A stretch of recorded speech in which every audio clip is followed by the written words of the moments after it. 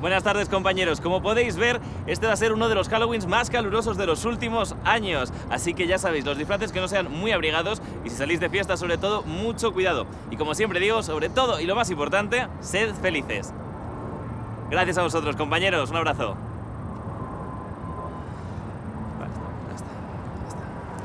No estoy en una carrera de 4 años para estar aquí aguantando el Halloween. Halloween más caluroso de la historia, ¿sabes? Es que es de tontos, La verdad es que siempre me ha gustado llamar la atención, destacar. Empecé actuando delante de mis padres y luego delante del resto de padres. Al final crecí y me hice mago, y luego actor y mensajero en bici, pero ahora ya soy presentador de televisión. Bueno, depende de a lo que llamemos presentador. A mí lo que se me da bien es hablar y que me escuchen. Nunca me había parado a pensar por qué, hasta que conocí a Johnny. ¿No vas a decir nada o qué? Johnny es de Jonathan, no de John. Sí, yo soy de esa élite que está delante de las cámaras. Él es de esa comunidad que está detrás. Huraño, introvertido, seco. Sus silencios imponen. Y eso es grave cuando se trata de tu compañero. Al principio pensé que igual le caía mal. Un reportero y un cámara que siempre están juntos, por lo menos hablan. Luego pensé que era envidia, por maquillarme, por ser famoso, por ser carismático o por mi personalidad propia. Pero al final me di cuenta que Johnny hablar lo que se dice hablar, hablaba poco. Ni conmigo ni con nadie. Y eso empezó a intrigarme. ¿Qué pasa, chavales? Estamos grabando un report súper chulo aquí en una colina de Madrid sobre Halloween y no lo estoy grabando solo, lo estoy grabando con mi colega el cámara, Johnny. Bueno, repetimos y te lo pregunto de nuevo, ¿vale? ¿Qué pasa, chavales? Estamos grabando un report sobre Halloween. ¿Te pasa algo a ti hoy? Y es que todo comenzó por aquel reportaje.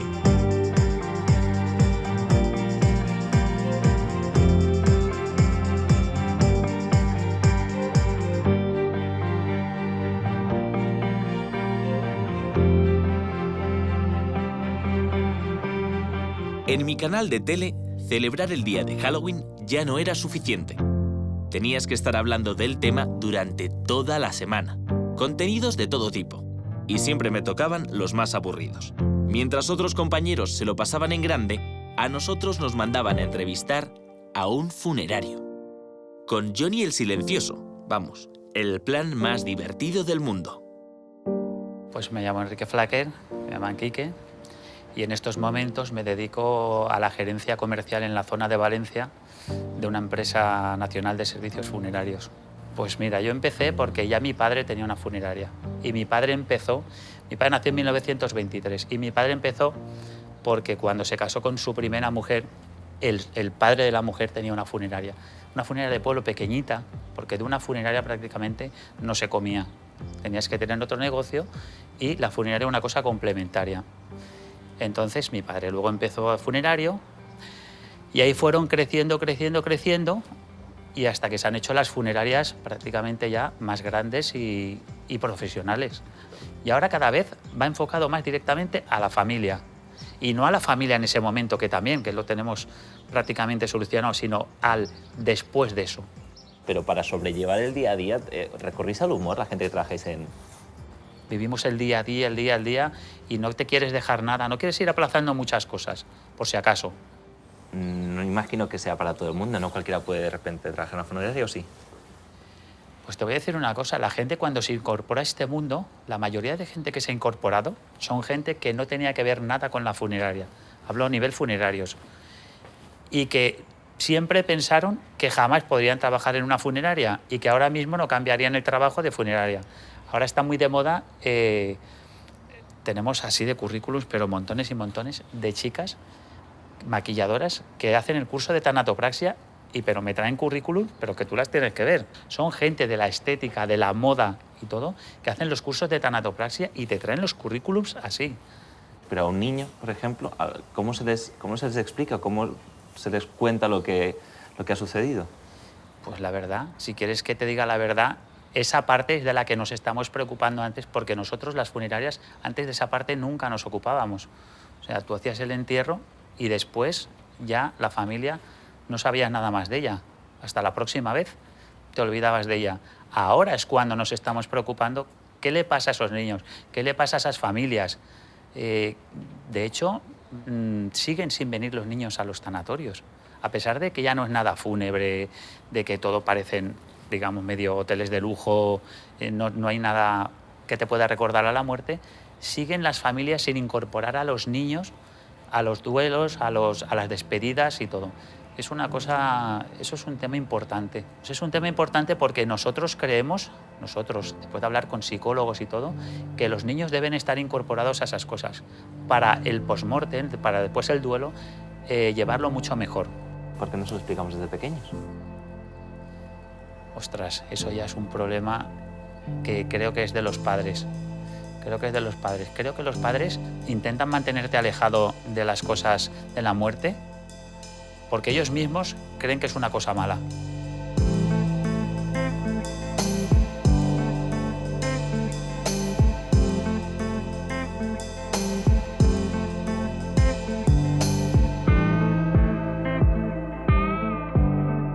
Descubrir que no sabemos cómo ayudar a los niños a superar el duelo había supuesto una sorpresa. Mi olfato periodístico había descubierto un tema sin explorar. Niños y el proceso de duelo. En pleno Halloween. Era un premio Pulitzer en potencia. Y además, mi relación con Johnny mejoraba. Al menos me escuchaba sin protestar. Igual podíamos aspirar a hacer algo mejor de lo que nos habían encargado. También le podemos dar un rollo. Es más, vamos a decirle a la reproducción que vamos a hacerlo más largo. Más minutos. Una entrevista más, aunque sea.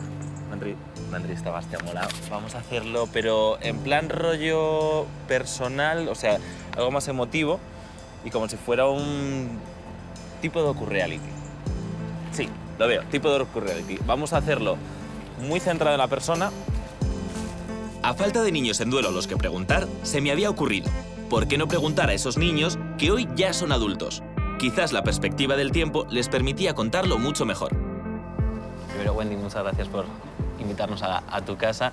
Y me gustaría saber un poco tu perfil ahora mismo. ¿Cómo es tu día a día? ¿Qué te dedicas? Soy abogada, empecé como abogada de familia y luego me dedico el resto del día a los quehaceres de mi familia. Wendy no es un nombre muy español, ¿verdad? No, soy inglesa. Es inglesa, efectivamente. Mi madre era de Londres, mi padre galés. Ellos, después de la Segunda Guerra Mundial, emigraron a Sudamérica porque mi padre era ingeniero de minas y se dedicó toda su vida profesional al mundo del petróleo. Entonces, recién casado con un hijo pequeño, emigraron a Venezuela. Vivimos en Sudamérica, en Francia, en Oriente Medio. Y mi madre murió justo en Francia en uno de esos pausas entre el Oriente y el Occidente. ¿Tú cuántos años tenías en ese momento? 11 años. 11 años. Casi 12. Casi 12. ¿Tú eres la menor de los cuatro? Sí. Sí. Soy la pequeña. ¿Y cómo recuerdas o cómo viviste tú ese momento? Mi madre había estado enferma, pero no gravemente enferma, durante el último año de su vida. Entonces tuvo una gran crisis, la tuvieron que operar de urgencia y a los 2 días se murió. Fue brutal, fue un shock tremendo y yo creo que mi primera reacción lo recuerdo como de llanto de miedo. Estábamos haciendo los deberes del colegio y siento la llave en la puerta y iba a decir la frase de me han puesto tal nota, que estaba yo muy contenta de una nota, y fue ver a mi padre entrar por la puerta y ver su cara y fue, o sea, gris, desencajada. Me di cuenta enseguida lo que había pasado. Mi madre se había operado 2 días antes. Nunca me imaginé que el desenlace iba a ser aquel. Y cuando le vi entrar por la puerta fue como un tren que te pasa por encima. Me di cuenta enseguida, antes de que me lo contara, que había muerto. Mi hermana y yo tuvimos 2 reacciones completamente diferentes. Ella se paralizó. Sin embargo, yo arranqué a llorar enseguida. Pero analizándolo en profundidad, yo sé que era miedo. Porque tú no puedes sentir pena en ese momento. La pena, la tristeza viene cuando tú asimilas que alguien no va a volver a estar en tu vida. Pero en ese momento era miedo, era puro miedo. Porque la vida, tú tienes 11 años y eso no te pasa a ti. No se muere tu madre con 11 años, eso se pasa a los demás en las películas. Y de repente te pasa a ti. Y curiosamente, al día siguiente, simplemente, junto con la pena y la tristeza que van llegando, pero me puse las pilas. O sea, me vino el instinto de supervivencia.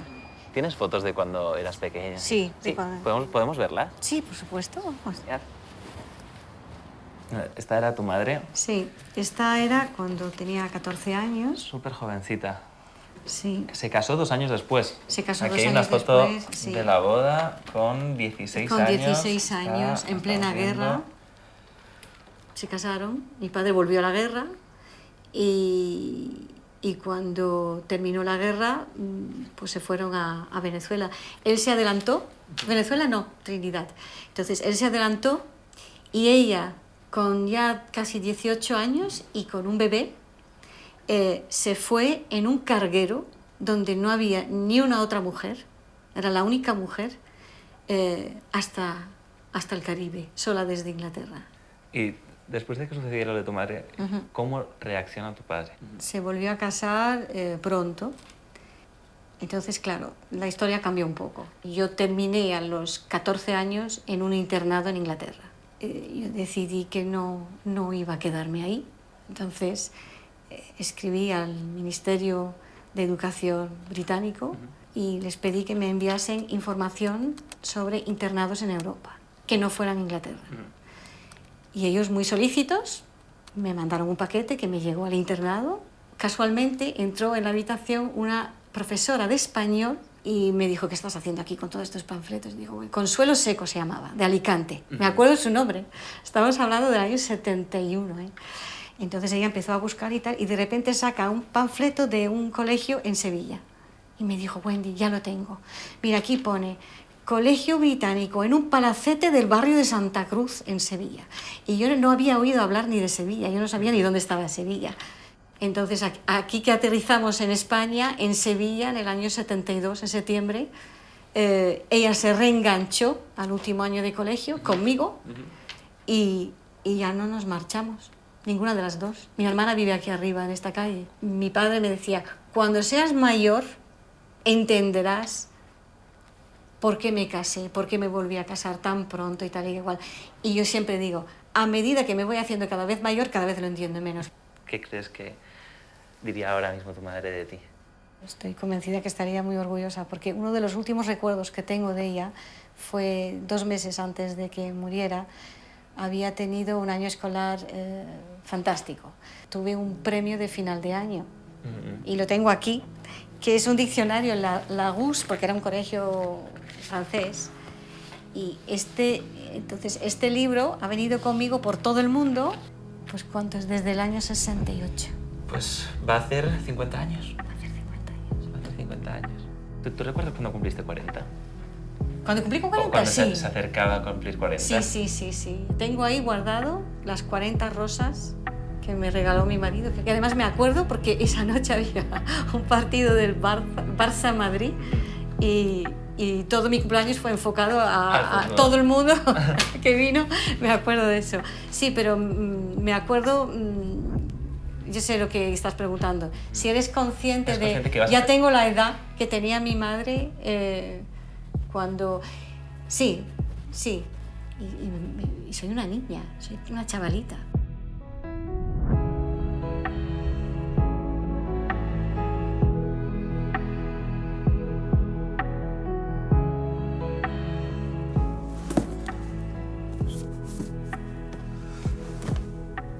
Que estaba yo pensando que lo de Wendy, qué movida, ¿eh? Tenía 13 años, se muere su madre. La mandan a un internado a Inglaterra, se casa su padre. Ella decide que se quiere ir a un internado a Sevilla, que por lo menos conoce a su marido, que tampoco le salió mal. Pero con 13 años... O sea, con 13 años yo estaba jugando.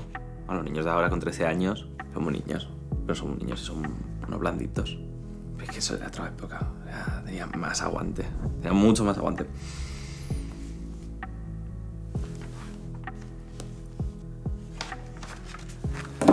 Tienes aquí un tema, ¿eh? La muerte del padre, nos vemos allá arriba, no sé.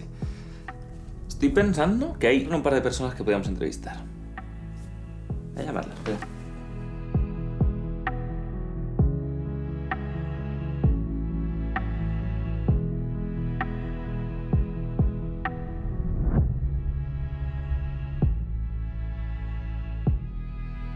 Pues mi nombre es Dulce Camacho, soy psicóloga y desde hace 18 años me dedico a acompañar a personas que han perdido un ser querido, a niños, a adultos, a adolescentes también, a raíz de la pérdida de mi propia hija, que tenía 18 años, yo tenía otra hija de 13 años, por eso también me especialicé en el acompañamiento a niños en proceso de duelo.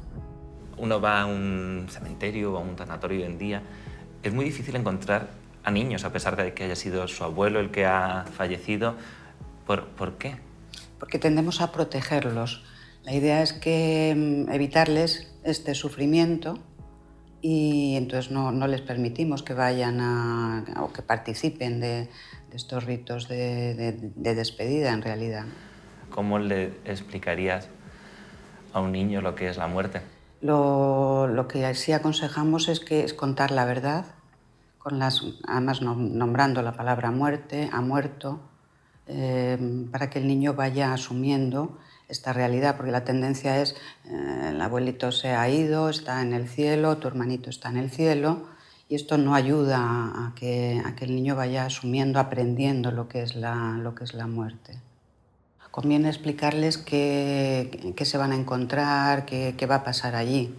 Pues va a haber gente, hay gente que va a llorar, en un momento dado pues a lo mejor hay una misa, explicarles para que ellos sepan y desde ahí puedan decidir. ¿Cómo se le puede ayudar, por ejemplo, a un niño que ha perdido a un padre, una madre o incluso a un hermano?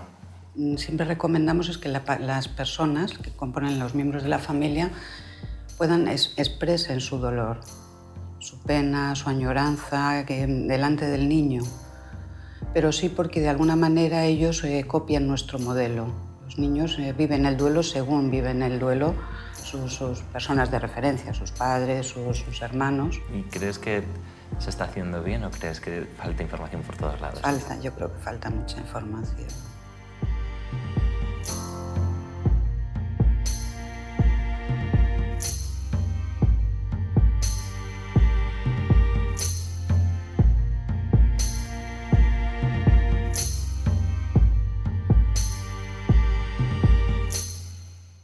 Cuanto más profundizábamos, más enfoques descubríamos. Era sorprendente que a estas alturas hubiera tan poca gente experta en proceso de duelo en niños. La gente de a pie no tenemos información ni formación, pero sí niños. Pero claro, ¿a quién le apetece hablar de un tema así? ¿Cómo hacer que interesara y tuviera visibilidad? ¿Cómo vivías con tus padres dedicados al periodismo? ¿Cómo lo veías tú como un niño? A medida que transcurría, a medida que iba creciendo, me di cuenta que se dedicaban a una profesión especial, por lo menos la de mi padre, que era que, claro, salir en televisión, los albores de la televisión en España. No era normal que el padre de algún alumno del colegio se dedicase a la profesión periodística y menos a salir en televisión. Para mí un privilegio y me aproveché de ella, puesto que muchas veces, tanto mi hermana como yo, la única oportunidad que teníamos de ver a mi padre durante el día era a través de la pequeña pantalla cuando presentaba el telediario a las 3 de la tarde. Señores, señores, muy buenas tardes. Nosotros decíamos, solo papá, buenas tardes, y nos íbamos al colegio, ¿no? Entonces, bueno, pues esa circunstancia que puede parecer ahora chocante, tal, a nosotros nos resultó muy útil a la hora de tener una presencia física, entre comillas, de mi padre, porque pasaba muchas horas fuera de casa, igual que mi madre, que también se dedicaba, en su caso, a la radio. Todo fue muy bien, fue una convivencia extraordinaria, pues eso de cuando pues, tienes admiración, cuando tienes ese sentimiento de amor hacia tus padres, ¿no? ¿Tú lo recuerdas todavía? ¿Recuerdas cómo lo viviste? ¿Cómo fueron los días posteriores? Yo siempre, en el colegio, me acuerdo en la clase donde yo estaba, había un alumno que también perdió a su padre, pues no sé si un año antes, unos meses antes de yo perder al mío, ¿no? Pero recuerdo que yo decía, joder, qué faena este chico, ¿no? Quedarse sin padre. Pero tienes una sensación de que le ha pasado a otro porque a ti no te va a pasar. Entonces, cuando te sucede a ti, pues realmente es un golpe duro, porque es un golpe duro, pero a la vez, como tienes el ejemplo anterior de otra persona que ya lo ha pasado, dices, bueno, pues lo ha pasado y sigue, no le ha pasado nada, sigue viviendo, la vida sigue hacia adelante, ¿no? Mi padre murió de una enfermedad muy rápido, en una semana nos dejó. Me acuerdo que mi madre, con la excusa de que, ay, que estás constipado, no sé qué, yo no te puedo atender porque tengo que estar con tu padre, vete a casa de otros amigos. Entonces, un compañero del colegio, fui a su casa ahí y bueno, y yo al día siguiente vino mi madre por la mañana a verme y a mí aquello ya me pareció sospechoso, ¿no? Entonces se sentó, yo estaba en la cama, se suponía que estaba malo, yo estaba muy bien, me encontraba perfectamente, ¿no? Se sentó al lado de mí en la cama y me contó todo. Bueno, me contó que mi padre había muerto y que la dejé hablar, la escuché y bueno, pues cuando se marchó, entonces yo asumí eso, me acordé del compañero este de clase y dije, pues si este chico ha salido para adelante, yo también tengo que salir para adelante. ¿Cómo eras antes y cómo fuiste a partir de ahí? A partir de 12 años, 12 que empiezas a darte cuenta ya de las situaciones de la vida, de lo que pasa en la vida, pues te das cuenta que te falta alguien, no a quien comentar las cosas, pero sí alguien que te vaya contando cómo es la vida, ¿no? Cuando te vuelcas en la figura materna, cuando ya tienes la confianza en la madre, cuando ya la madre te está enseñando, estás aprendiendo las cosas de la vida con la madre, pues de repente llega otro momento, llega otro duro golpe que te dejan fuera de juego, ¿no? Y cuando sucede lo de tu padre en el colegio, ¿cómo lo vives o lo vives con tus compañeros? No es que me agobiara esa situación, pero yo quería que pasara eso, que se pasara el tiempo para que se normalizara todo, ¿no? Porque aparte de todo eso lo que hacía es recordarte la situación, ¿no? Entonces yo lo que quería es que pasara el tiempo, que la gente mirara para otro lado, que no me mirasen a mí y que siguieran con lo suyo y que siguiera la vida, ¿no? Entonces, bueno, pues te haces esa especie de coraje de decir, venga, que la vida sigue, que no me contéis, no me recordéis, no vengáis a consolarme, no vengáis a darme ánimos y tal, porque eso ya lo tengo asumido y yo... ¿Tú crees que hubieras sido una persona diferente a la que eres hoy en día? Pues, hombre, creo que sí, por lo menos hubiese vivido con más...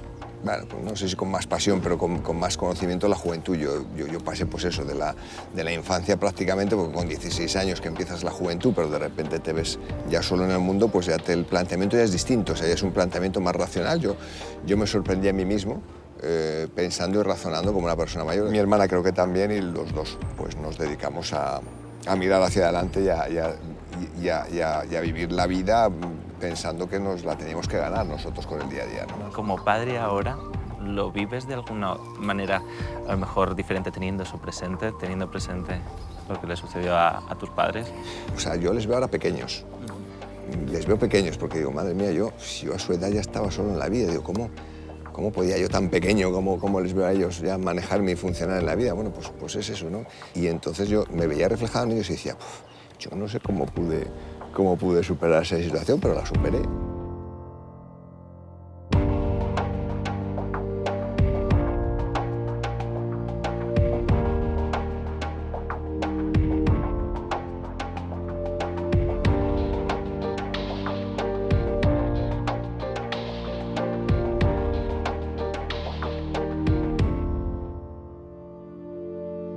Hoy, Johnny me ha invitado a su casa. Todo un éxito en nuestra relación. Bueno, invitar, más bien me he autoinvitado. Al principio puso mala cara, pero sé que en el fondo valora mi compañía. Los maestros no son amigos de sus alumnos, pero noto cómo nuestra amistad crece poco a poco. Tenemos gente que sus padres murieron a los 60 y ahora faltaría alguien de los 80. ¿Tú conoces a alguien? Ok.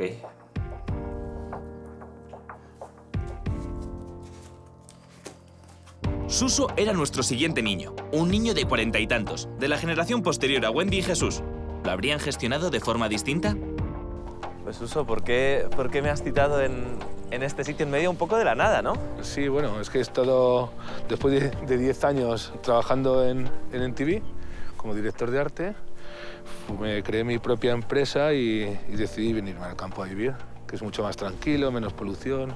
Ahora mismo tienes 3 hijos. 3 hijos. Patricia, que tiene 17, Pablo, que tiene 12, y Claudia, que tiene 7. Esa es tu familia actual, pero tu familia, cuando tú eras pequeño, ¿cuántos erais? ¿Dónde vivíais? Éramos 4. Mi padre, mi madre mi hermano pequeño y yo. Vivíamos en Coslada, el día de Nochebuena del año 82.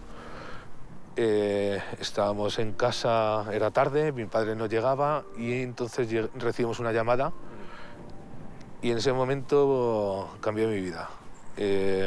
Mi madre cogió el teléfono y le dijeron que mi padre había tenido un accidente de tráfico y que estaba en el hospital muy grave. Ya nos recogieron, me fui a casa de mis abuelos que vivían en San Blas y ahí es cuando me empecé a enterar pues, que había tenido un accidente frontal, que estaba muy grave, que estaba en coma. Tenía 10 años y mi hermano 5. Súper pequeñitos. Muy pequeñitos. Pero bueno, yo tengo muchos recuerdos de esa época. Sí.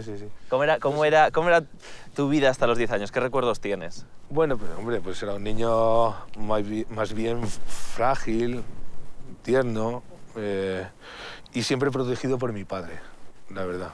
Sí, siempre que necesitaba ayuda estaba él allí. O sea que para ti era una figura muy importante. Muy importante. Y en un momento ya mi abuelo me dijo que le habían tenido que desconectar y que había fallecido. ¿Cómo cambia todo? De repente piensas que eso nunca te pasa a ti, que le pasa a los demás. Para los demás, te señalaban en el colegio, hablaban de lo que había sucedido. Sí, claro. Hay una curiosidad terrible. Es como el morbo. Porque es que se supone que no le pasa a nadie. Entonces es una curiosidad, es como un hecho diferente al resto de lo que le sucede a los niños. Y entonces es como ha pasado. Remueven mucho. Bueno, de hecho llega al colegio cuando sucedió y a la profesora dije, profesora, que se ha muerto mi padre, así como si fuera algo... No sabía cómo decirlo, la verdad. ¿Cambias tú, te refugias en ser de una manera diferente?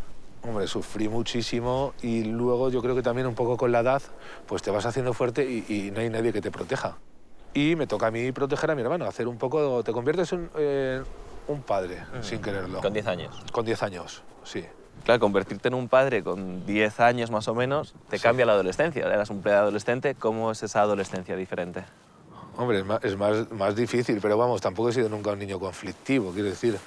Es la misma infancia que el resto de los niños, pero siempre añorando el apoyo de un padre. ¿Y tus hijos te preguntan por tu padre?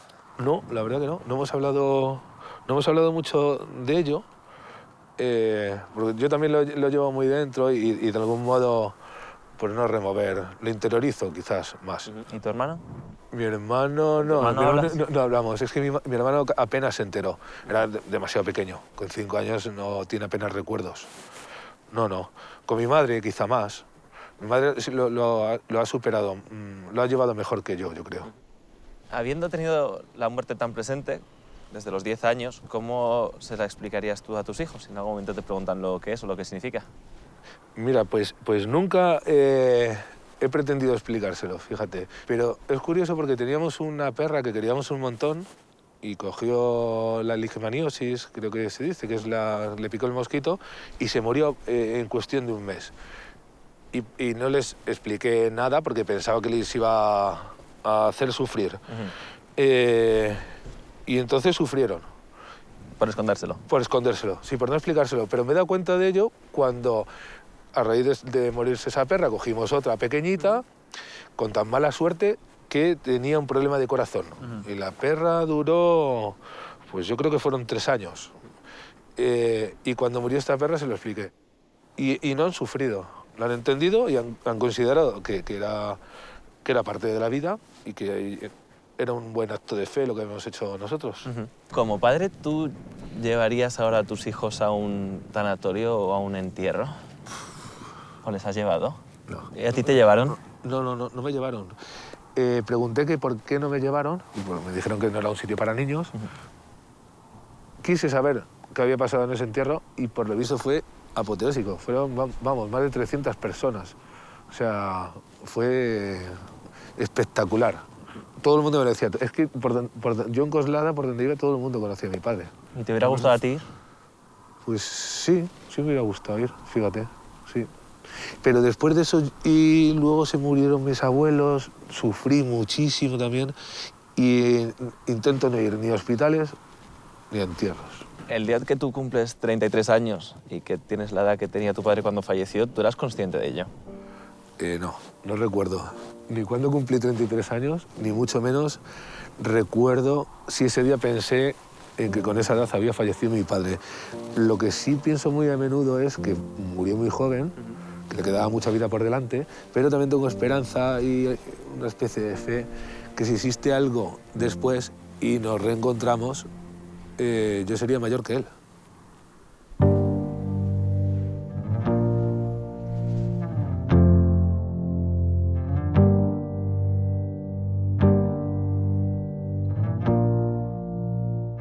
Después de haber entrevistado a 3 adultos, que fueron niños en duelo, me desperté con la sensación de que necesitábamos más puntos de vista de profesionales. Consulté con todo mi equipo y Johnny me dio su particular mirada de aprobación. Un tema recurrente en todas las conversaciones había sido el dolor. ¿Qué papel juega nuestro miedo al dolor en el miedo a la muerte? ¿Y cómo se gestiona hoy en día el dolor? Yo soy Borja y soy residente de anestesia en el Hospital Puerta de Hierro. ¿Te preparan en la carrera como médico para la muerte? Yo creo que no. Mi opinión personal es que no. Es verdad que hay ciertas asignaturas que a lo mejor nos enseñan a cómo comunicar malas noticias o cómo establecer a lo mejor un vínculo con el paciente o con la familia, pero en muchos casos son optativas. ¿Qué es lo más duro a lo mejor de ese día a día? Lo que yo digo al final es que nosotros trabajamos con personas y eso es lo duro, ¿no? Cuando anuncias esto a los familiares, ¿alguna vez has encontrado que esté toda la familia? Es decir, que si por ejemplo son padres con hijos o si es una madre con un hijo o un padre con un hijo, ¿están ahí o nunca suele haber niños? Bueno, lo más habitual es que no haya niños alrededor. Hay una tanatofobia inmensa. No se nos educa sobre la muerte, no se le permite a uno mismo pensar en cómo se va a morir o no sé, en qué circunstancias quiere morir o cómo le gustaría, ¿no? Que al final es algo que tenemos que entender, que nosotros no podemos hacer nada más. Esa familia ha sufrido una pérdida, tiene que pasar un duelo y lo que tenemos que intentar es que lo pasen de la mejor manera posible. ¿Cómo le explicarías a un niño lo que es la muerte? Algo tan abstracto para un niño, que nosotros como adultos ni siquiera lo entendemos, pero para... Yo creo que lo que hay que intentar es naturalizarlo. Enseñar que es una parte de la vida, ¿no? En general la gente lo que tiene miedo es a sufrir y a pasarlo mal, a tener dolor. Yo creo que cuando la gente entienda que la muerte se puede llevar sin dolor y de una manera natural y tranquila, gran parte de ese miedo a la muerte, en mi opinión, se perdería.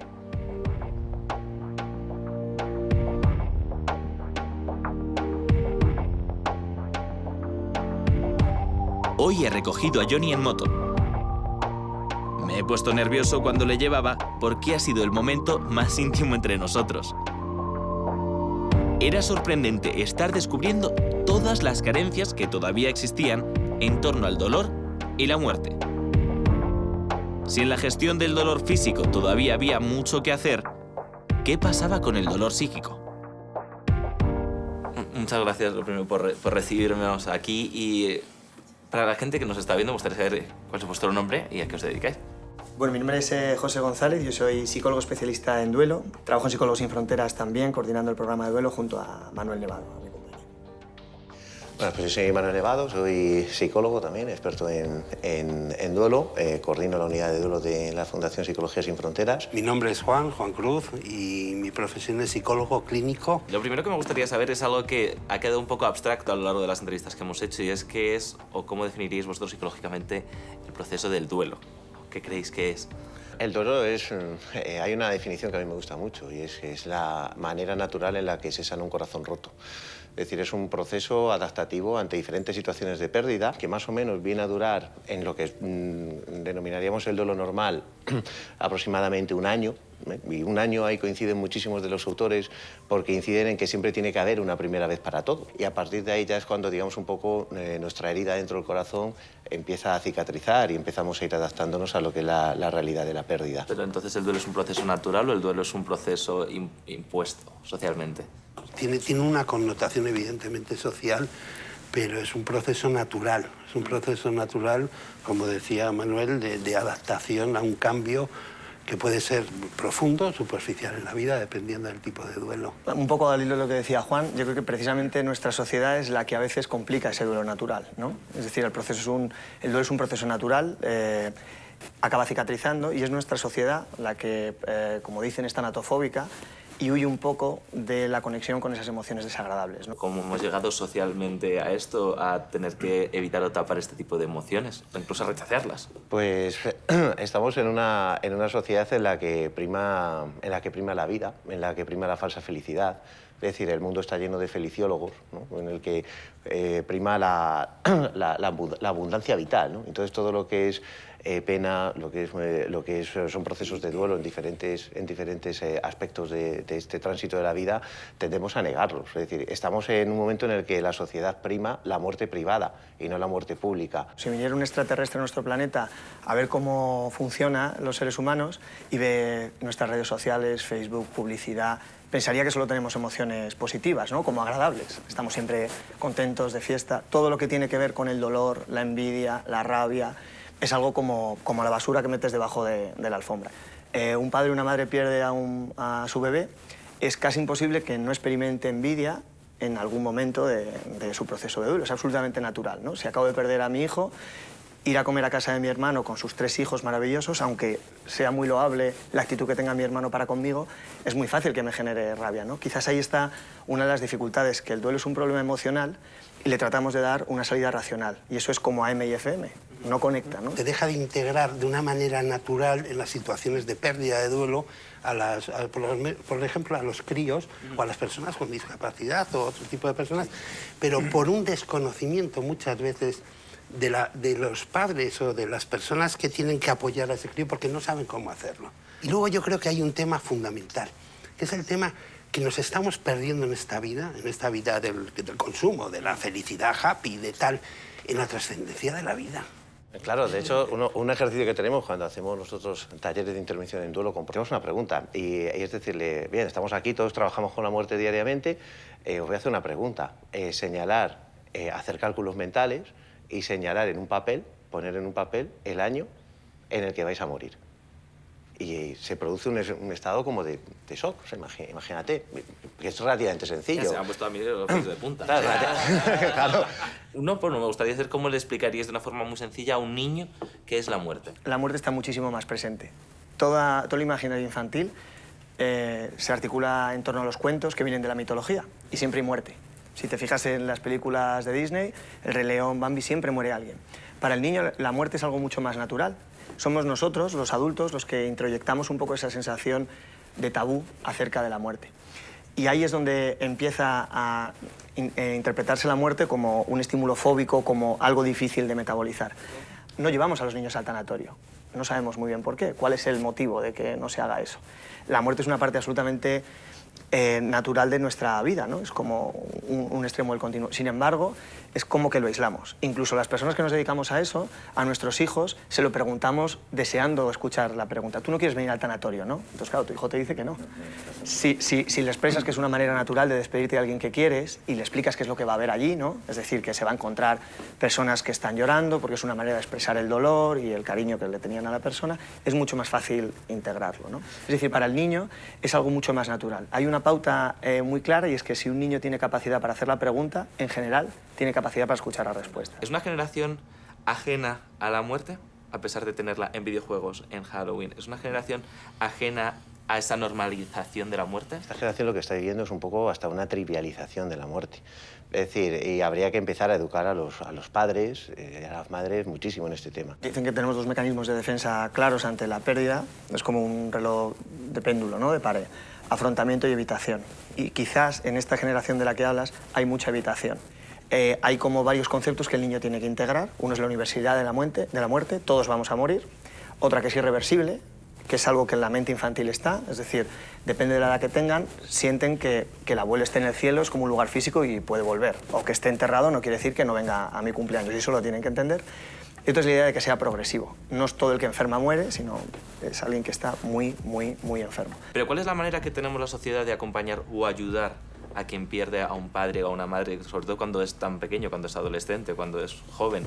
Para mí la mejor manera de acompañar es que el adulto elabore su propio proceso de duelo. El padre o la madre, me explico. Muchas veces lo que no hacemos como hombre o como mujer, lo hacemos como padre o como madre. Alguien que se plantea trabajar su propio proceso de duelo a nivel adulto, a lo mejor lo desecha. Pero si es por el bien de tus hijos, sí que lo haces. ¿En qué consiste esto? En que naturalices, legitimes las emociones desagradables que tiene tu hijo. Eso significa, y eso es muy importante, que todos van a llorar. Todos tienen que pasar el duelo, pero es mucho mejor compartido. Y los pequeños son un vehículo de gestión de emoción, de ponderarte, es un proceso natural. ¿Qué mensaje os gustaría transmitir que nos estamos perdiendo y hace falta esa pequeña bofetada que nos daríais para despertarnos? Que el mensaje sería hacer y decir. Es decir, hacer, que es hacer cosas con la persona antes de que esta persona fallezca, para que luego no te queden asuntos pendientes, y decir todos los mensajes, expresar todos tus sentimientos, expresar todas tus necesidades hacia esa persona para que luego tampoco te quede el asunto pendiente relacionado con la falta de emociones.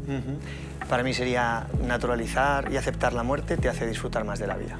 Para mí sería vivir la vida con intensidad en los momentos agradables, blancos, y también con intensidad en esos momentos oscuros, que si somos capaces de mirar, como en el cielo oscuro, y hay muchas estrellas.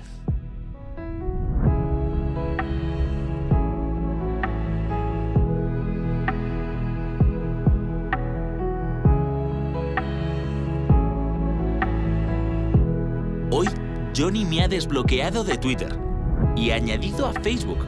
Le he etiquetado en varias fotos, pero no le ha dado me gusta a ninguna. Aunque sé que está orgulloso. Lucirme como amigo en social media genera mucho engagement. Perdonadme los tecnicismos de influencer, pero los líderes de opinión somos así. Volviendo a nuestro documental, todo había comenzado con Enrique, quien me comentó que una funeraria estaba liderando un estudio pionero que analizaba el duelo infantil. ¿Por qué no visitarles? Daniel, Raquel, muchas gracias por recibirnos, lo primero de todo. Y para que la gente sepa quiénes sois y a qué os dediquéis, pues me gustaría que os presentarais. Primero, Raquel, ¿quieres empezar? Pues yo soy Raquel Blanco, soy directora de marketing del Grupo Albia. Yo soy Daniel Palacios, soy director comercial del Grupo Albia desde hace 2 años y medio aproximadamente. Para mí es algo nuevo, no tiene nada que ver, yo vengo de las telecomunicaciones y de sector servicios. Yo venía de automoción y del sector seguros y luego poquito a poco ya lo vas conociendo y te das cuenta, bueno, pues que es una empresa de servicios al final. ¿Es un sector que ha evolucionado o todavía está mucho por hacer? No, ha evolucionado. En los últimos años yo creo que ha evolucionado bastante. Se escucha cada vez más a la familia. Hoy en día no se termina ahí, o sea, cada vez se desarrollan más servicios a prestarle atención y centrarse en el bienestar de la familia.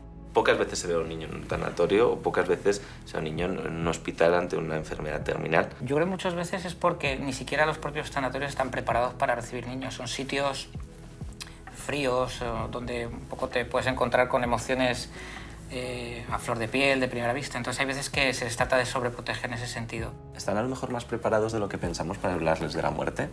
Hablando con gabinetes de psicólogos, etc., nos han trasladado bastantes herramientas que es curioso, pero que tú a lo mejor no las piensas de modo natural. No decirles, por ejemplo, que el abuelo, que el familiar se ha dormido y no se ha despertado, porque entonces a lo mejor cogen miedo a dormir. ¿Cómo os ha afectado o si os ha afectado? Yo me estoy llevando una experiencia de sentir orgullo del trabajo que realizas, en cómo se realiza el servicio, cómo van a impactar en las personas. Esa sensación de orgullo yo no la había tenido nunca. La verdad es que cuando recibes un email o una carta de una familia que está todavía viviendo el duelo, porque al final el duelo es un proceso largo, y está agradeciendo la atención que han recibido en el tanatorio, el servicio que se les ha ofrecido, lo que les ofreces después, la verdad es que sí es cierto que eso en otros sectores no lo tienes. Lo que sí me ha ayudado es a entender la labor que realiza un funerario, el compromiso que tiene con las familias, o sea, que nosotros no habíamos tratado con este tipo de trabajadores, y te das cuenta de la vocación y de la implicación, y de que aunque hagan muchos servicios no se vuelve algo rutinario y los tomas casi como héroes, ¿no? Las redes sociales. ¿Qué ocurre con ellas cuando una persona fallece? Al final lo que hacemos es presentarle a la familia una especie de libro de la huella digital que tiene esa persona. Es decir, oye, está en todos estos sitios, o tiene todo este tipo de perfiles. Entonces, con la familia vamos seleccionando aquello que quiere gestionar, que quiere borrar, que quiere mantener, etc. ¿En eso también entran los gustos estéticos o musicales de la persona fallecida también? A ver, se ha puesto como costumbre incorporar un servicio musical a la despedida. Entonces nos hemos encontrado que al abrir a la familia la posibilidad de elegir un poco el repertorio, nos hemos encontrado situaciones de todo tipo. Hay gente que ha querido incorporar pues, canciones de los Beatles, de Led Zeppelin. Tuvimos un servicio en el cual nos pidieron una canción de Rosana que se llama Fuego Lento. Y cuando lo llevamos a la iglesia y el sacerdote un poco vio tal, le dijo que no lo quería realizar porque entendía que era una falta de respeto. Incorporar una canción que se llamara Fuego Lento en un servicio donde había una incineración o algo por el estilo. Me comentaba un funerario hace unos meses que falleció una persona joven, una chica joven, y estando en el tanatorio, unas risas y pues eso, mucho escándalo, muchas risas en lo que era la sala de esta persona fallecida. Y claro, el padre de la chica que había fallecido decía, perdónanos, es verdad, tenemos que bajar un poco el tono, pero es que estamos recordando muchos momentos vividos con esta persona. Han venido más pues, sus tíos y nos estamos acordando de cuando era pequeña y tal. En España, particularmente, los funerales son casi express. En otros países el plazo es mucho más amplio. Se permite que la familia vaya tomando decisiones poco a poco, que vaya un poco asumiéndolo, que sea capaz de avisar a todo el mundo. Y no solamente eso, sino que el día que falleces, en 24 horas tienes que estar ya enterrado. ¿Enterrado en 24 horas? No se vive de una manera relajada. Y eso a lo mejor también tiene que ver con el tema de si acercamos a los niños, no acercamos a los niños. Es que no te da tiempo casi ni de explicarlo.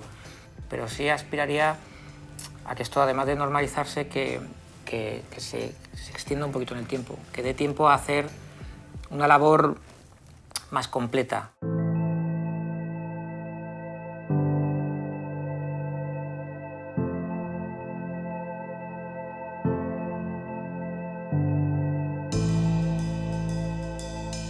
Parecía que nuestro documental estaba ya terminado.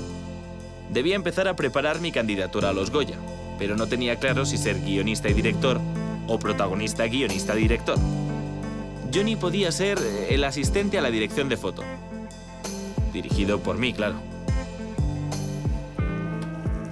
Pues al final esto tiene miga. O sea, tenemos entrevistas, tenemos expertos. Bueno, tenemos 6 días de grabación para 3 minutos de reportaje. Que no está mal. Lo que no sé cómo lo vamos a hacer. Porque está, ¿no? No las matas callando. ¿Qué quieres? ¿Que hagamos una más? Ya puestos. Pero una más, ¿a quién? ¿A quién podríamos hacer una más? Una entrevista más de esto.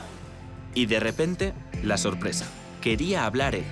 Toda una semana sin abrir la boca y ahora pedía ser entrevistado. ¿Qué me quería contar?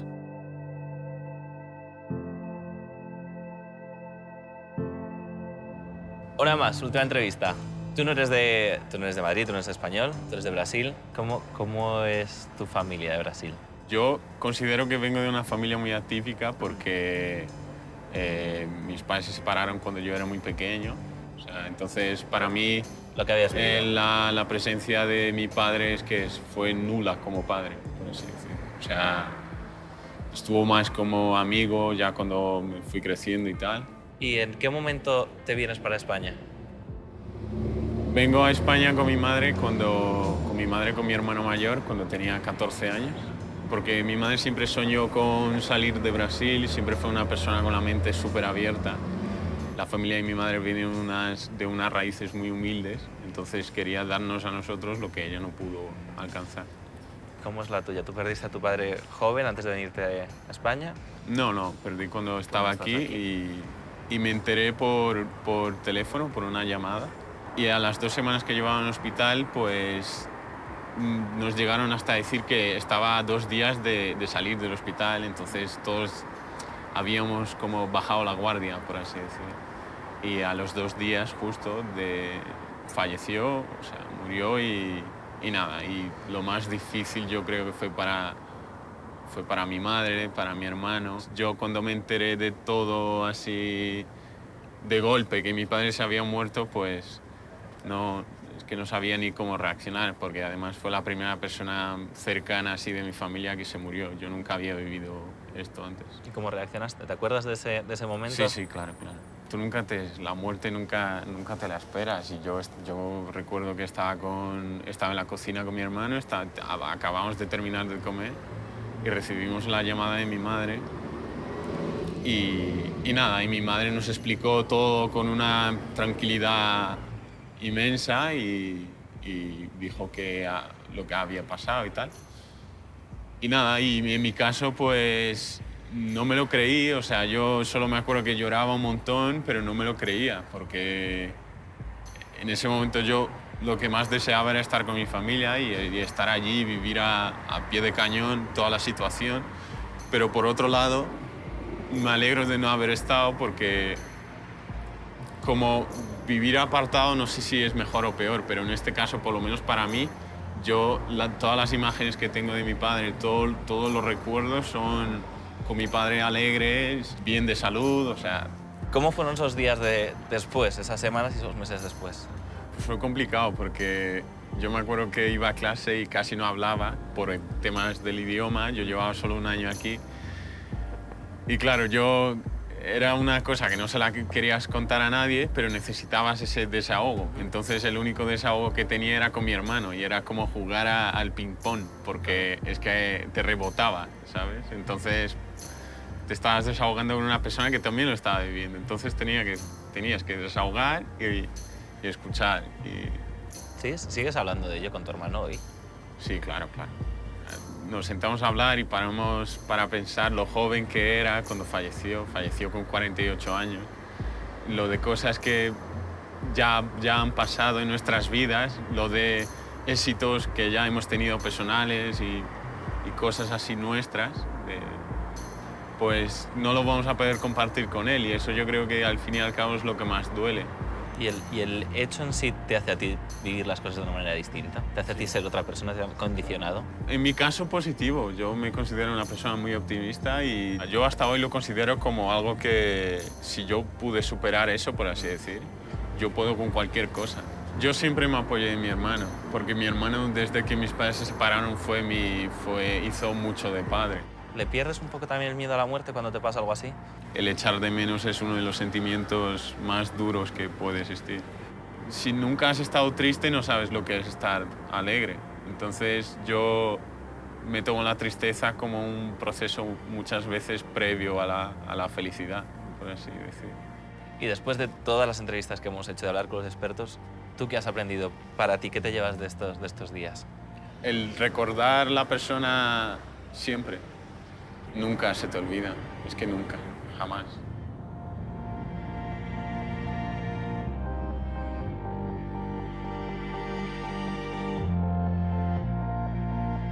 Nuestro camino llegaba a su fin.